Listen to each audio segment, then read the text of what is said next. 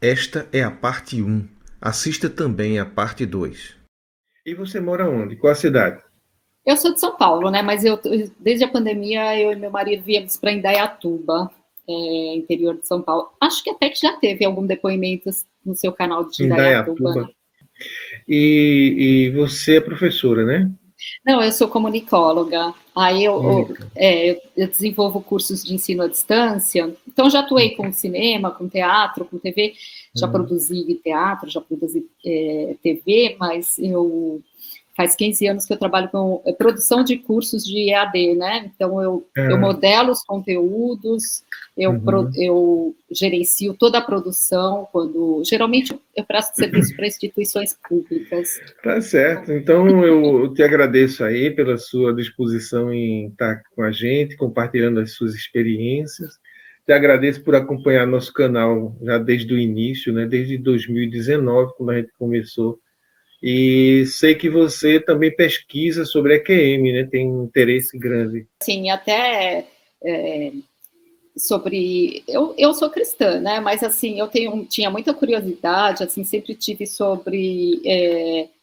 assim, experiências, não digo sobrenaturais, mas, enfim, sou muito curiosa, assim, programas de assombração, morro de medo, mas sempre assisti. Tem curiosidade. Programas de mediunidade que passava nos canais, acaba, não vou lembrar quais, porque faz anos.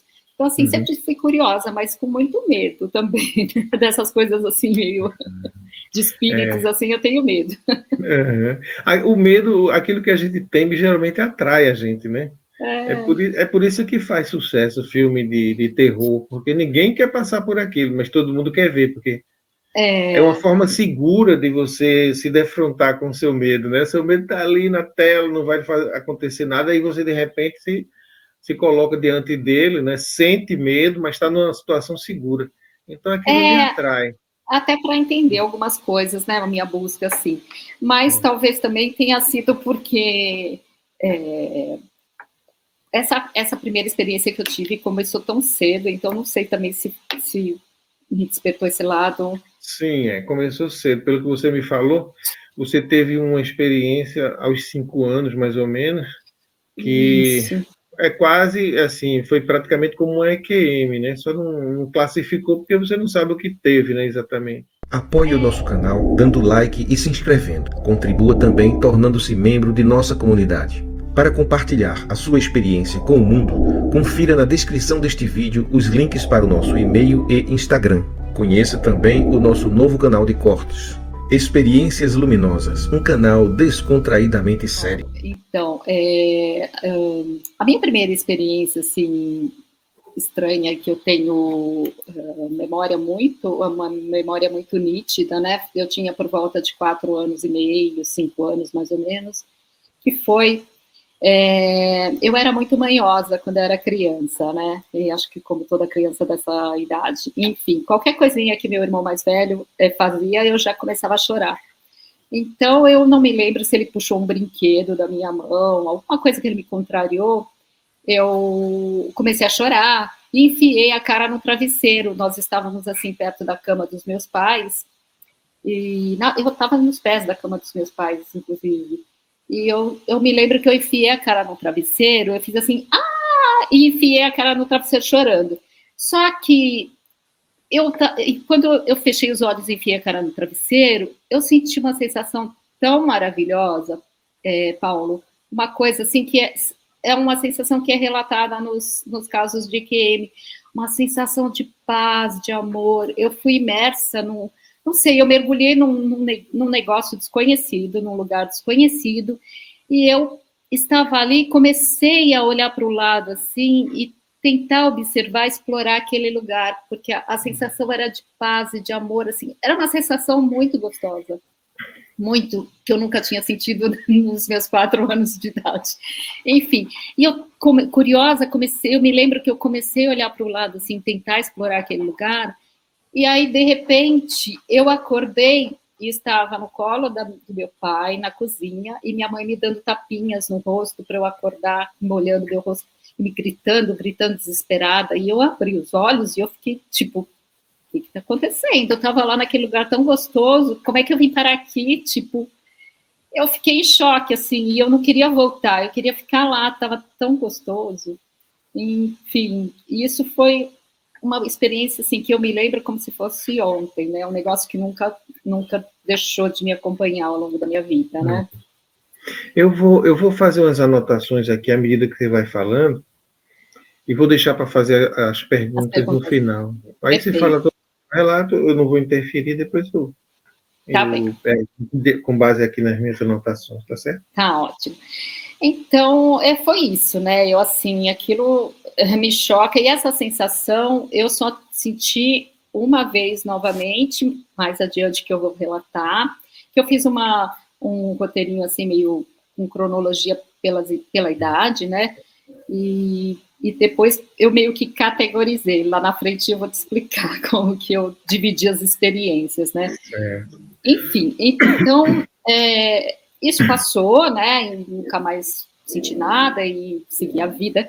Enfim, por volta dos 9 anos de idade, eu me lembro que todas as vezes que eu voltava da escola, meu pai ia me buscar na escola, a gente passava por uma esquina, se fosse uma encruzilhada no caminho de casa, que ali sempre colocavam, que a gente chama de macumba, né? Colocavam ali oferendas, trabalhos, e eu lembro que todos os dias que eu passava lá, naquela esquina, voltando da escola por volta do meio-dia, talvez, eu não me lembro que horas nós saíamos, mas eu me lembro que eu passava ali, Paulo, eu lembro que eu sentia meu corpo levitar, sabe? Parecia que eu estava acima do meu corpo, sempre, todas as vezes que eu passava por ali, eu achava... E assim, com 9, 10... Acho que eu tinha uns 9, 10 anos, eu estava na 4ª série, eu me lembro que eu pensava, nossa, será que é sono? Que sensação estranha, mas eu meio que me via e me sentia, assim, acima, uns metros, meio metro, mais ou menos, acima do meu corpo. E depois caminhava, assim, alguns metros e eu voltava. Era muito estranho. Isso também é uma coisa que, não sei se ali tinha uma energia, e, enfim, que eu era afetada por algum tipo de energia ali naquele lugar, naquele ponto específico, mas é uma coisa que me intriga até hoje, né?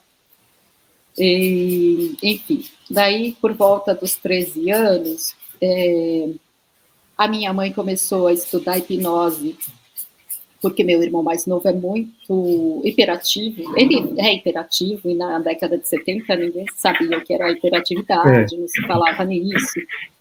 E aí minha mãe, naquela preocupação, ele tinha bronquite asmática, naquela preocupação de tentar acalmá-lo, porque ninguém suportava ele passou por todas as professoras da escola, ele era assim, tido como o garoto problema, ele não estudava, ele não deixava as crianças estudarem, e ninguém sabia lidar com aquilo, né, só mandavam ele para o psiquiatra, mas a minha mãe pegou e falou, não tinha nem condições de levar o menino no psiquiatra. Minha mãe tinha um livro lá do tio dela, médico, que ela tinha ganho quando era jovem, de hipnose, um livro imenso, assim, e ela começou a estudar, e ela começou a praticar hipnose em casa para acalmar meu irmão.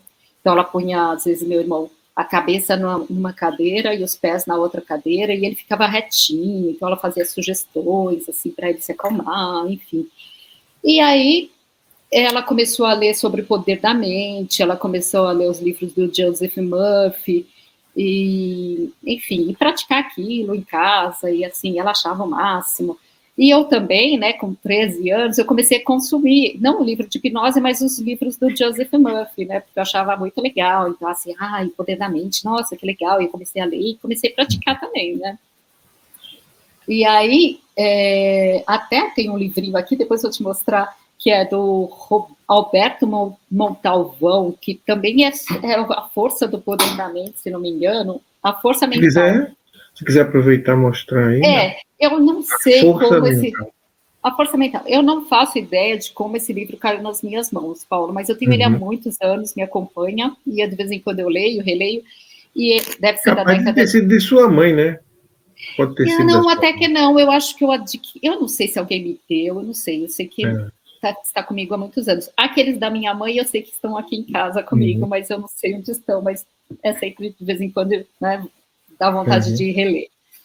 Mas enfim, Aí, por volta de 13, 14 anos, consumindo esse conteúdo, eu comecei a meio que brincar, experimentar essas coisas, por curiosidade, né?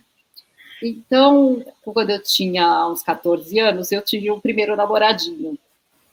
E aí o menino ia, e a gente, né, aquela paixãozinha de adolescente.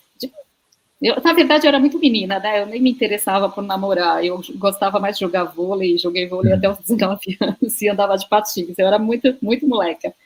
Mas tinha lá o namoradinho, ele ia me visitar de vez em quando, enfim. Aí, de repente, ele ia quase toda semana, sábado ou sexta-feira, me visitar, e de repente ele sumiu. Aí eu me lembro que eu fiquei muito chateada, e minha amiguinha, esse menino tá te enrolando, esse menino tá mentindo para você, esse menino, né, tá aprontando.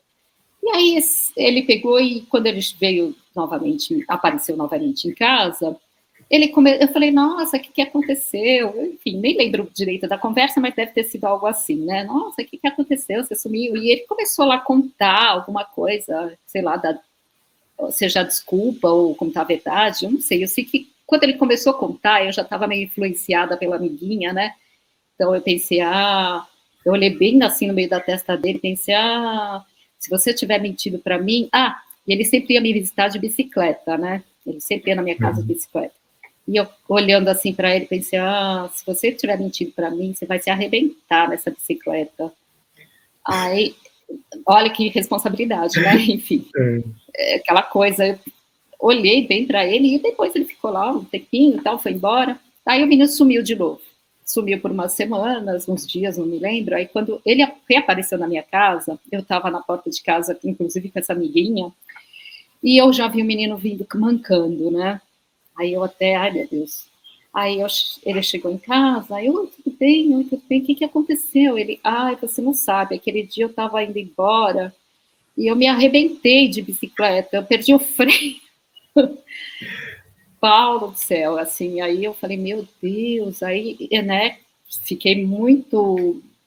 Você falou mal, né? Com uma menina, né, sem a noção do que aquilo poderia realmente sem realmente a noção e a consciência de que isso é muito sério, né, enfim. Eu via lá a minha mãe experimentando o poder da mente, mas eu nunca tinha feito algo assim, enfim, eu fiquei muito assustada, pedi muito perdão a Deus e rezei por ele e tal, na época a gente era católico, aí eu falei, nossa, nunca mais, então eu tive consciência, assim, de nunca mais brincar com esse tipo de coisa, ou usar esse poder para o mal, né, porque, assim, aí eu fui tomando consciência de que não só as palavras, os pensamentos e as palavras têm muito poder, né. Quer dizer que aquilo chamou sua atenção, né, o fato de ele ter realmente... Eu me assustou muito. E até foi bom, né? De repente eu tive uma experiência, graças a Deus o menino morreu, né? Porque senão eu ia ficar, nossa senhora, mas o menino se machucou, né? Mas graças a Deus ali também acho que foi bom ter acontecido logo cedo para eu não, sei lá, não ficar brincando ou usando esse poder da mente, né? Para uma coisa... Enfim, não sei se foi o acaso, mas eu acho que não foi o acaso, não sei, né? Enfim, às vezes eu fico nessa dúvida. Será que a gente que faz acontecer ou a gente percebe que vai acontecer? Então, várias situações da minha vida, às vezes eu fico com essa dúvida ainda, né? Bom, então, mas passou isso e a partir dos 14 anos começaram os sonhos pré-cognitivos, né? Então... são vários, assim, ao longo da minha vida, e só fazendo uma observação, que a semana passada eu estava conversando com meu irmão que mora fora, e ele também tem sonhos pré-cognitivos, é uma coisa também já meio de família, né, aí ele fala que ele sempre sonha branco e preto, ele nunca sonha colorido, eu já sonho colorido sempre, não sei se tem a ver, mas enfim, cada um é cada um, eu sonho colorido, sonhos sempre ricos em detalhes, e uma coisa que eu aprendi ao longo da vida com esses sonhos foi distinguir os sonhos que têm significado dos sonhos que são somente um sonho, né, gerado a partir das nossas experiências do dia a dia, enfim, eu sei distinguir porque, assim, quando quer me dizer alguma coisa, o sonho, eu percebi que ele não sai da minha mente. Eu fico pensando nele, toda hora, cada minuto, passa semanas, ele volta, e eu fico meio... Alguma coisa fica me dizendo que ele quer me dizer alguma coisa. Uhum. Então, eu fico com essa sensação. Enfim, essa coisa do poder da mente, vale mencionar assim, eu fiz uma anotação aqui que vale mencionar assim, eu sou comunicóloga, mas eu tenho pé nas artes, cresci no meio da minha mãe era modelista, tia costureira, tia alfaiate, eu cresci no meio de tecido, de artes, minha mãe fazia muito artesanato, então assim, eu gosto muito de comunicação e gosto muito de artes. E engraçado que assim, tudo que eu tive vontade de trabalhar ao longo da minha vida, desde 20 anos que eu comecei a trabalhar, eu sempre caía no meu colo, né, assim... tenho vontade de trabalhar com decoração. Virei decoradora e trabalhei numa loja quando eu tinha 22, 23 anos. Tenho vontade, um pouco antes eu tinha vontade de trabalhar com animação stop motion, né? E aí eu trabalhei num estúdio. Então, assim, sempre... E é isso até hoje, né? Quando eu penso, eu gostaria de fazer tal coisa, acaba que um dia eu vou fazer Aparece uma oportunidade, né? Então, não sei se é poder da mente, se é o acaso... Enfim. Depois a gente vai conversar sobre essa questão do poder da mente, eu achei interessante. Agora, uma experiência das mais assim tocantes na minha vida, Paulo, que me tocou muito, quando eu tinha uns 15 anos, eu fazia magistério já, e eu nunca fui uma aluna muito baguncenta, mas nessa época, eu sentava no fundo da sala, era primeiro ano de magistério, naquela época existia magistério, né? Hoje já, enfim. A gente fazia ou colegial ou magistério. E eu sentava lá no fundão, então tinha as meninas mais bagunceiras, né? E eu sempre desenhei, como eu desenhava muito bem, enfim, gostava de artes. Um certo dia, uma certa tarde lá, umas meninas começaram a rabiscar a parede do fundo da sala, e aí a gente se empolgou, e eu peguei meus giz de cera e comecei a rabiscar, e eu fazia aqueles desenhos lindos. Imagina, 15 anos, eu era uma menina, como eu te falei, muito bobinha, assim, molecona, né? E assim... A gente meio que pichou o fundo da parede da sala com um monte de desenho, com giz de cera, e ficou uma porcaria. Era uma escola pública, mas assim, no dia seguinte, foi todo mundo para a diretoria, nossa, aí apontaram lá quem era, e assim, eu me senti muito, muito humilhada, nossa. Eu sempre fui o tipo de pessoa, assim, virginiana, que eu nunca gostei de levar bronca, eu sempre fui para certinha. Então...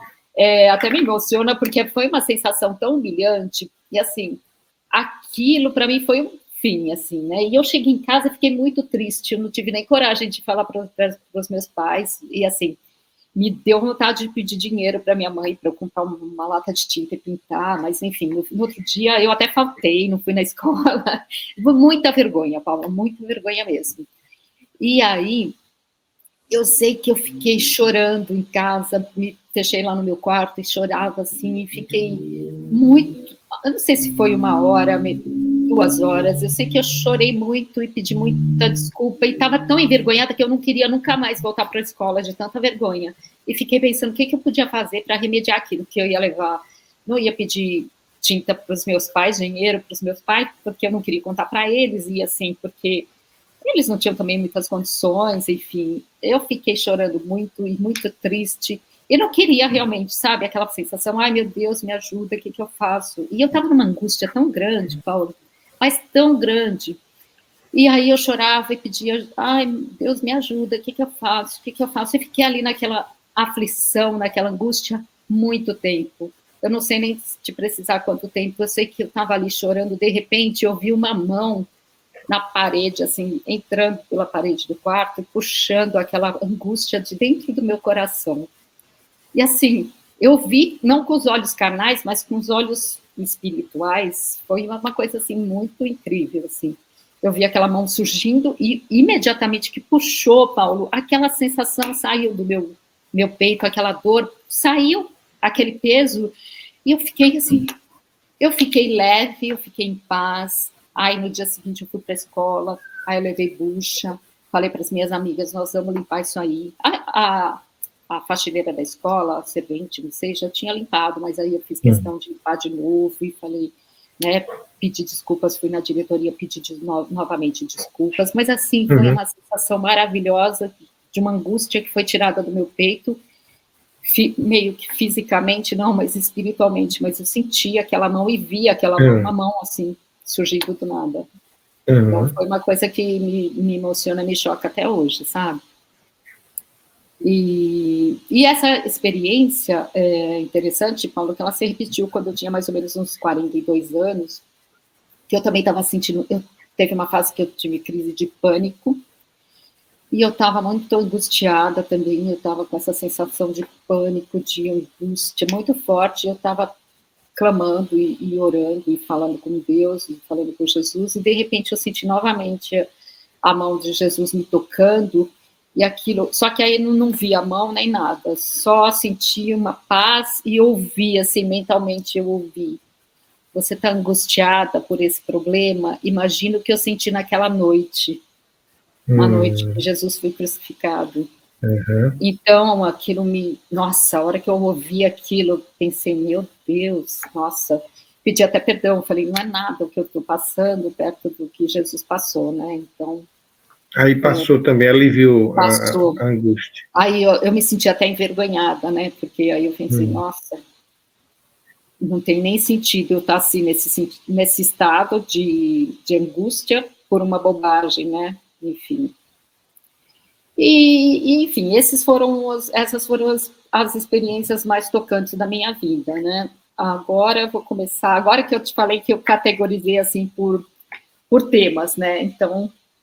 Eu vou te falar um pouquinho sobre as viagens astrais, assim, que eu acho, né, que entra na categoria de viagens astrais, que foram todas através de sonhos, né, então, uma até que foi muito inusitada quando eu tinha 16 anos, foi um dos sonhos mais lindos que eu tive na vida, que eu estava voando sobre as cataratas do Iguaçu, e aquela coisa, a sensação linda, vendo aquelas cataratas, eu falei, nossa, exatamente como são, Paulo, mas eu estava sobrevoando. E você não tinha ido lá ainda, né? Nunca não fui, nem até hoje, né, depois eu conheci por fotos e tal, mas naquela época, 15, 16 anos, a gente não tinha internet, TV via rapidamente, mas não a grandiosidade do que é, e assim, eu sentia que eu estava lá e voando por cima delas, e aí eu fiquei pensando, nossa, mas da onde sai tanta água? Quando eu viro assim, Paulo, para olhar, eu vejo um anjo. Eu acho que não sei que tipo de sonho foi esse, é real, mas eu vi um anjo com uma mangueira, como se fosse uma mangueira de bombeiro. Ele jogando água para cima e a água depois caía nas cataratas. E assim eu fiquei encantada de ver aquele anjo. Eu acho que talvez meu subconsciente que criou esse anjo, claro, não é assim, mas assim, foi uma coisa inusitada de eu estar ali nas cataratas, né? E depois, com o tempo, né, de acessar, conhecer fotos e ver na TV, naquela época, né, com 16 anos, aí que eu vi realmente, tenho certeza que é igualzinho. Ainda tenho vontade de ir lá, mas ainda até hoje não fui. Um outro sonho que eu tive também, astral, que eu tenho certeza que eu estava lá, foi uma vez que eu fui até a Índia, que é um lugar que eu jamais, nem sobrevoaria, não tenho a menor vontade de conhecer, né, enfim, mas estive lá em sonho, senti que eu estava lá, e na Grécia também, naquelas casas branquinhas, no alto da Grécia, vendo o mar lá embaixo, muito, exatamente igual, né, e uma outra vez também, nessa época que eu tinha muitos sonhos, tá? Aliás, eu sonho todas as noites, eu sempre sonho, e lembro de todos os sonhos da manhã seguinte, eu sonho muito, é raro, só os momentos assim da minha vida que estou muito estressada, ou com um problema muito sério, que dá uma parada, mas geralmente eu sonho todas as noites. E uma vez também eu estive no colégio, tem um prédio ali, não sei se você conhece São Paulo, ali na Praça da República, tem um prédio muito antigo que chama Caetano de Campos. Era uma escola, né, muito famosa, e tinha magistério, formava professoras lá, depois tinha também, acho que, ensino básico, fundamental, não me lembro, mas nunca estudei lá, mas assim, Quando eu já tinha uns 18 anos, eu voltei para São Paulo, porque nessa época nós passamos 6, 7 anos em Minas, né? Meus pais. Aí, com 18 anos, eu já voltei para São Paulo e eu passeando ali com a minha tia precisava entrar ali, eu fui e entrei com ela. Aí, quando eu entrei naquele prédio, eu falei, nossa, igualzinho ao meu sonho. Eu já tinha estado ali, era exatamente como meu sonho. Então, aquilo me impressionou muito. E também... Quer dizer, foi um lugar que você também não conhecia antes? Não conhecia. Foi lá em sonho e depois confirmou. Fui lá em sonho e depois, quando eu entrei, falei, nossa, igualzinho ao meu sonho. Então, fiquei bem impressionada, né? Agora, sonhos marcantes, tive vários. Então, um outro que aconteceu quando eu tinha 16 anos também, eu sonhei por 3 noites seguidas, Paulo, com fogo no meu cabelo. E, assim, temas diferentes, mas, aliás, situações diferentes, mas o mesmo tema, fogo no meu cabelo. Então, foi mais ou menos nessa época de 15, 16 anos. E eu sonhei a primeira noite, fiquei assustada. Sonhei que eu estava passando debaixo de uma lâmpada, a lâmpada estourou e caiu faísca no meu cabelo pegou fogo. Aí, na primeira noite, eu, na correria de estudante, eu jogava vôlei, enfim, estava sempre brincando na rua, e naquela agitação, enfim, tinha um monte de atividade e não comentei nada com a minha mãe, porque eu sempre tive o hábito de comentar os sonhos com a minha mãe, ou com alguém da minha família. Aí, na segunda noite, eu sonhei novamente com o mesmo tema, fogo no meu cabelo. Não me lembro como, se era uma vela, alguma coisa assim. Aí eu assustei. Então, de manhã, eu estava tomando café da manhã, eu falei, mãe, eu sonhei que estava pegando fogo no meu cabelo. Aí minha mãe falou, meu Deus, eu sonhei a mesma coisa. E a minha mãe também tem essa coisa de sonhar, tinha, né? Minha mãe faleceu ano passado, ela também tinha essa coisa. E 2 vezes marcantes na nossa vida, a gente sonhou parecido. Depois eu vou te contar também daqui a pouco a segunda experiência. Então, minha mãe falou, meu Deus, eu sonhei a mesma coisa, vamos rezar, vamos rezar. E aí minha mãe, a gente foi no quarto, ajoelhou e rezamos, pedimos proteção a Deus, né? E aí, Paulo, passou alguns dias, lá na cidade onde eu morei, na minha adolescência, Uberaba, é uma cidade muito quente, e no verão estava muita tempestade, fortíssimas, com muitos raios. E aí, passou uns dias, eu estava indo para a aula de datilografia, que era muito próxima da minha casa, eu só tinha que atravessar uma pracinha e andar, tipo, 30 metros, nem isso, 20 metros. Estava lá, era o sindicato, lá fazia aula de datilografia, né? E aí eu estava atravessando a pracinha, o tempo fechou, de repente começou uma ventania, era muito perto. Mas eu estava menina vaidosa, 16 anos, já tinha um namoradinho, já era outro namoradinho, e eu com uma camisetinha branca pensei, eu vou me abrigar aqui que a chuva vai passar, né? Achei que era chuva de verão. E me abriguei debaixo de um toldo de metal, que era de uma veterinária, que era assim, aí já tinha assim, né, na esquina, e aí já contornava já na outra esquininha, era muito próximo, era o bico de uma pracinha, já era a minha aula de datilografia, né? Só que aí eu me abriguei ali, e a tempestade não melhorou, a chuva que era mais ou menos fraca, forte, de repente fechou tudo, ficou preto, e não parava aquela tempestade, ventania, aqueles raios caindo. E aí foi o pior dia da minha vida, Paulo, porque aí caiu um raio, eu não sei se foi no transformador, explodiu um negócio, eu só lembro da explosão, uma explosão muito grande, e assim, eu estava lá, e de repente chegou uma moça, uma mulher e um rapaz, eu não sei precisar a idade, eu não sei que chegaram um casal que não estava junto, eles chegaram para se abrigar ali também. E aí, de repente, começou aquela tempestade. Quando caiu o raio, eu corri para o lado, porque na minha cabeça eu tenho que chegar na minha aula de datilografia o quanto antes, lá que eu vou me abrigar. E eles correram para o outro lado. Só que eu fui contornando a esquina e aqueles fios foram caindo, ricocheteando, com fogo. E assim, e eu pisei na água. Eu não sei de precisar, porque eu acho que eu ia morrer ali. Eu ia virar um torrãozinho preto, porque assim, eu não sei que aconteceu, porque assim, eu só via aquela faísca, aqueles fios ricocheteando, eu perdi o sapato, eu perdi tudo, e aí eu cheguei lá na aula de datilografia, no lugar, eu cheguei mais branca do que eu sou pálida, assim, eu não conseguia nem falar de pavor, aterrorizada, e aí eu fiquei ali, olha, acho que era das 18 horas, eu fiquei até às 20, 21, aí foram achar o telefone e ligar para minha casa, para os meus pais irem me buscar, porque eu não conseguia nem andar, eu estava em choque. Aí foram procurar meu sapato, enfim. Então, assim, o sonho estava avisando a gente que alguma coisa, fogo no meu cabelo, né? Relacionada com fogo, né? Vindo do alto. Então, foi uma coisa... Então, esses já são os sonhos pré-cognitivos, né?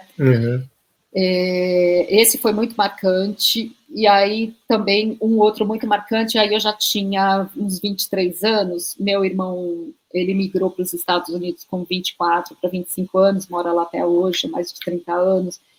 E aí, também, nessa ocasião, eu sonhei por 3 noites seguidas com meu irmão, com carro preto, e com cemitério. Um dos sonhos, eu sonhei que eu estava dentro de um carro preto com o meu irmão, e assim, a gente parava, o carro parava em frente ao cemitério ali da Consolação, e eu olhava para meu irmão, e ele fazia assim, ó, com o rosto, assim, só, não falava nada, só apontava assim.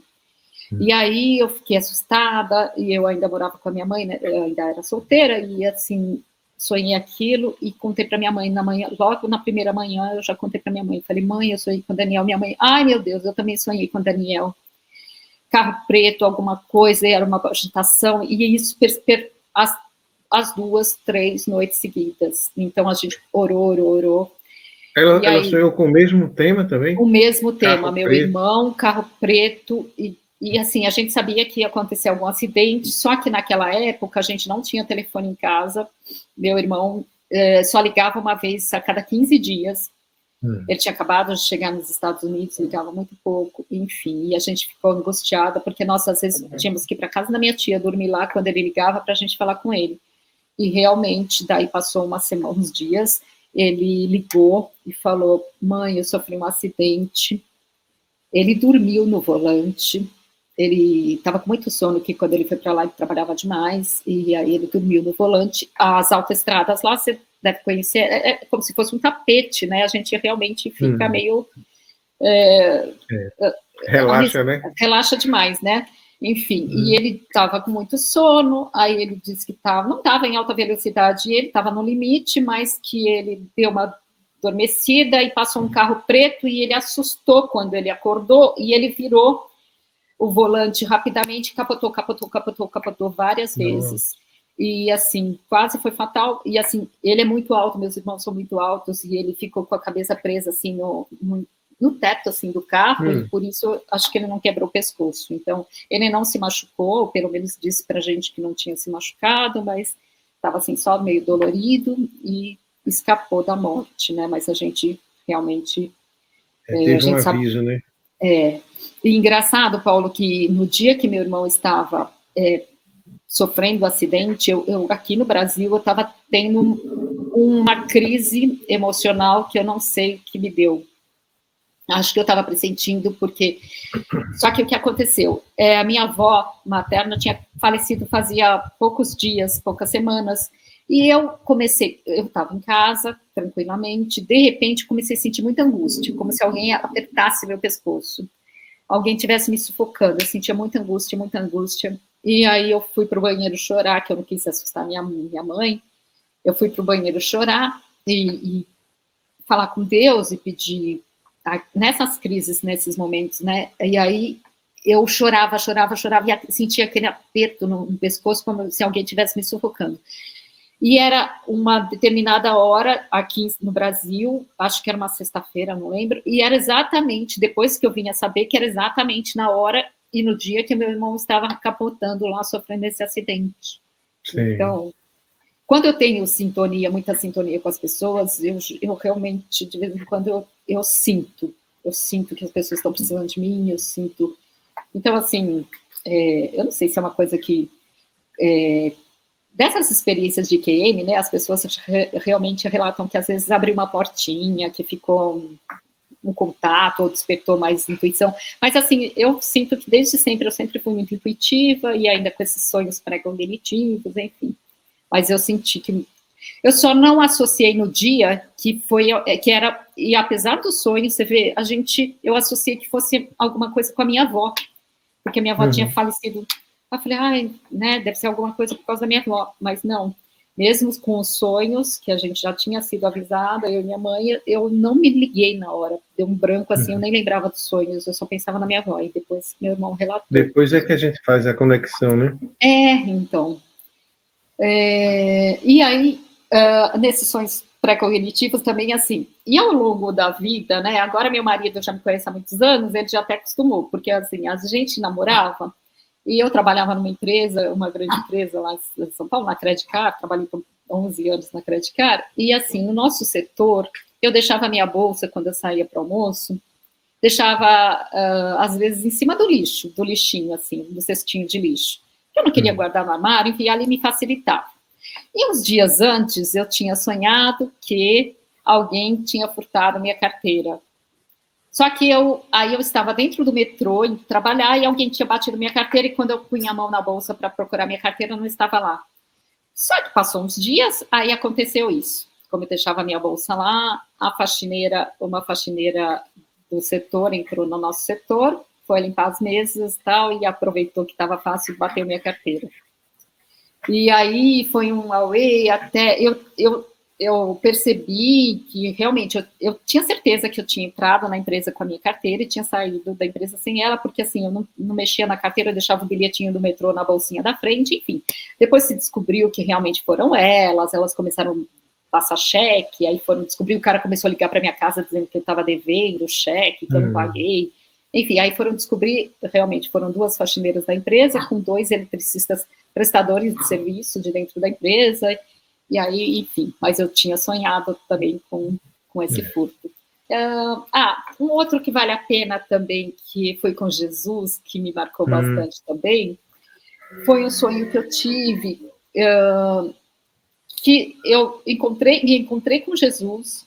Eu não sei porque ele estava deitado num lugar, ele estava deitado assim perto de mim, e eu olhava, mas eu não sabia que era Jesus.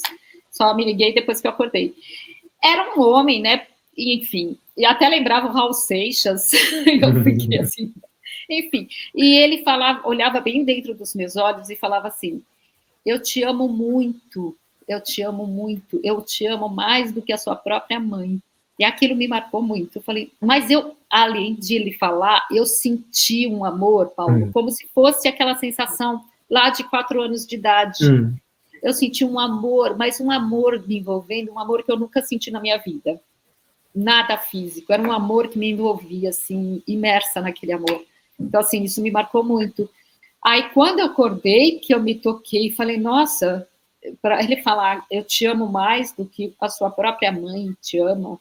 Então, assim, eu falei, né, então só pode ser Jesus. Mas, assim, eu via como alguém parecido com o Raul Seixas. Até no sonho eu pensava, nossa, mas, tipo... Tinha uma barbinha. Tinha uma barbinha, tinha o cabelo longo, mais escuro. O cabelo escuro, meio longo.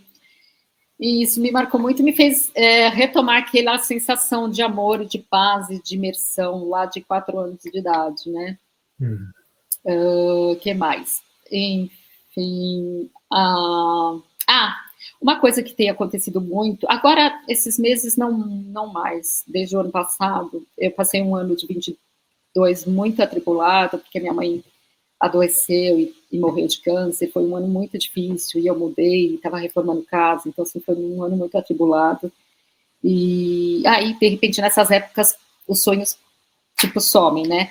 Mas, antes disso, 20, 21, eu estava sonhando muito recorrentemente, assim, de forma semanal, assim. Eu sonhava sempre, Paulo, com eu, meu marido e minha mãe, praticamente sempre eu, meu marido, minha mãe, ou eu, meu marido, ou eu, minha mãe, ou nós 3 juntos, sempre em um lugar grande, como se fosse um aeroporto, ou um galpão, um lugar muito grande, com muita gente, todas as pessoas num silêncio absoluto, assim, todo mundo ali esperando para embarcar.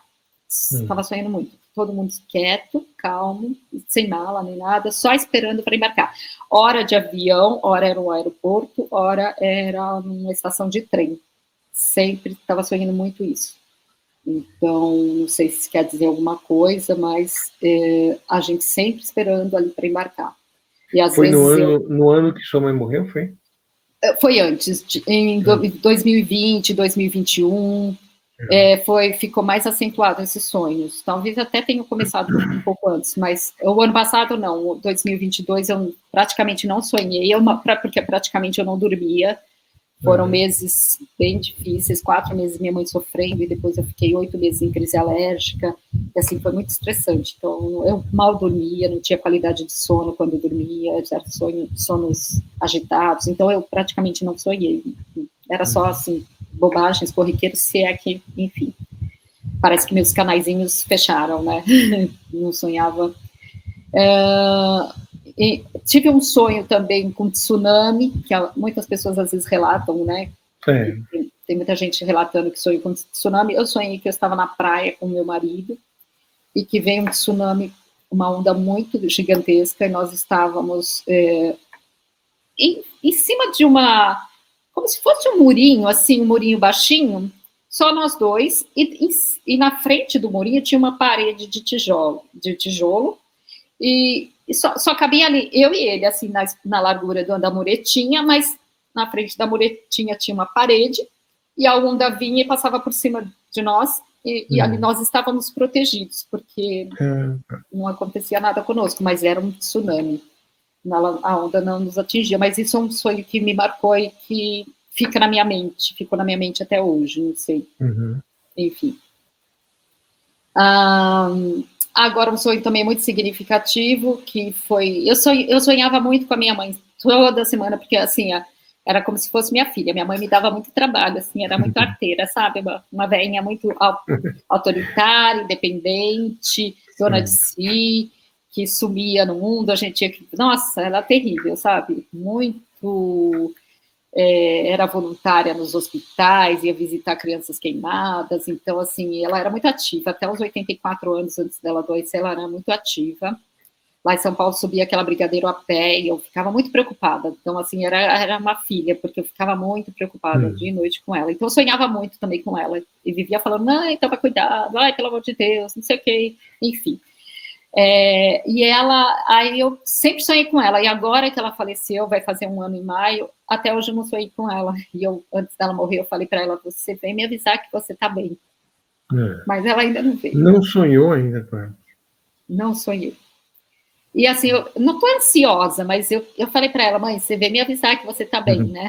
Então, e uma coisa interessante também, eu tive um poodle, meu primeiro cachorro-filho, que eu falo, ele viveu 16 anos e meio. E eu tinha um amor por aquele cachorro, né? Era um filho mesmo, assim, era tratado como um lorde. E eu sonhava também com ele quando ele era vivo, de vez em quando sonhava com ele, mas ele faleceu faz 6 anos, vai fazer 6 anos, e não, já fez 6 anos, não, vai fazer 7 anos, que o meu Cacau vai fazer 7 anos, foi quando eu peguei, depois de 6 meses peguei o outro poodle. E eu não sonho com ele até hoje, nunca sonhei com ele, Paulo. Nem com ele, e até hoje não, nem com a minha mãe. Não sei. Espero um dia sonhar com os dois. E assim, um sonho que eu tive com a minha mãe, que foi muito marcante, acho que 1 ano, talvez antes dela morrer, ficar doente, enfim. Eu sonhei que eu levava ela numa estação de trem, dessa vez eu a levava nessa estação de trem, e ela ia viajar sozinha, e aí, quando o trem chegou, estava escrito Heritage. Heritage em inglês esqueci o que significa, herança, né? Herança, algo assim. É isso mesmo. Então, eu levei ela na estação, e o trem chegou, e estava na hora dela partir. E aí, quando ela estava na casa de repouso, ela ficou numa casa de repouso 40 dias até falecer. Ela já estava no estado terminal de câncer, e sofreu demais, assim, coitadinha. Mas também sofreu pouco perto do que as pessoas sofrem, sabe? Ela sofreu, 4 meses, 5, 6 meses. Ela não sofreu muito. Mas, assim, o pior momento foram os 40 dias até ela falecer. E aí eu sonhei que eu cheguei, e ela pedia para morrer, sabe, Paulo? Ela estava bem, não aguentava mais, sabe? E eu falava, mãe, eu não posso te matar e eu não posso morrer por você. Só posso segurar na sua mão, te acompanhar, né?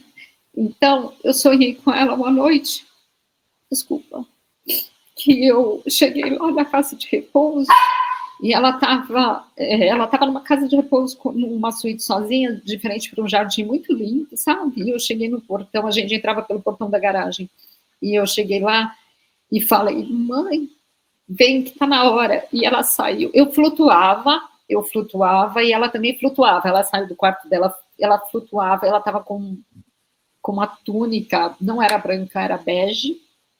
E ela falava, eu falava, mãe, vem que tá na hora. Ai, vamos por aqui.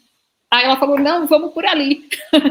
Aí eu, assim, aí no dia seguinte eu cheguei lá para visitar ela e falei, nossa, mãe, mas até em sonho você discorda de mim, né? Porque assim, a bichinha era até terrível. Aí eu contei para ela, ela deu risada. Eu falei, nossa senhora, mas você, até no sonho você discorda de mim. Eu falo que eu quero ir por um lado, você quer ir para o outro. Assim, ela era muito teimosa, muito independente, enfim. E aí foi um sonho marcante também, né? Acho que de sonhos assim foram os principais, né, que eu tô te contando, Paulo. Agora eu vou te contar sobre a energia, né, sentir assim.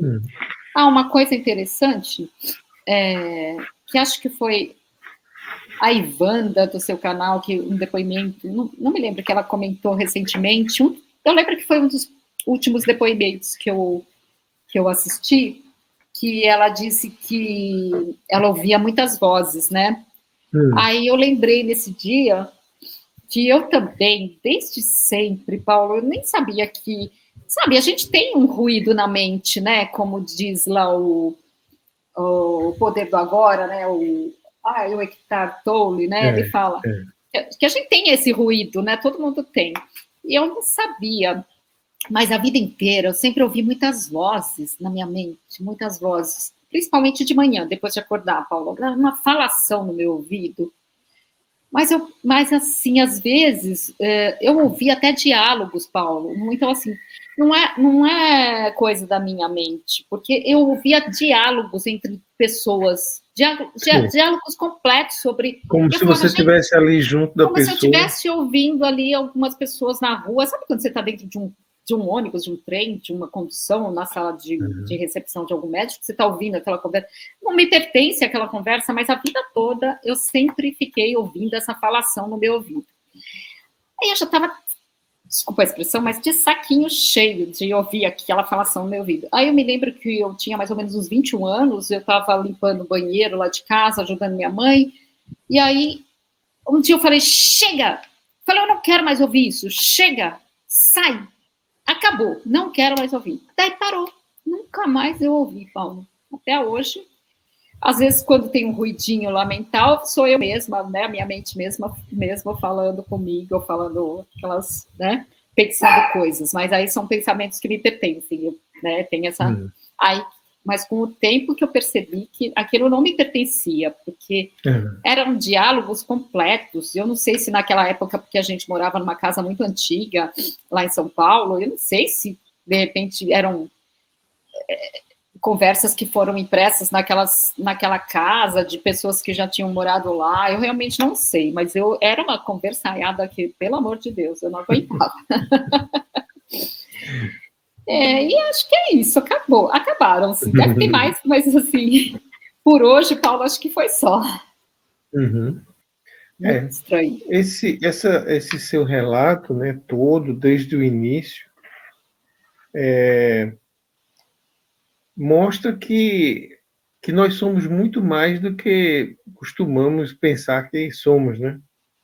Porque a gente acha que é um corpo físico e que se limita aos sentidos do corpo, né, os 5 sentidos.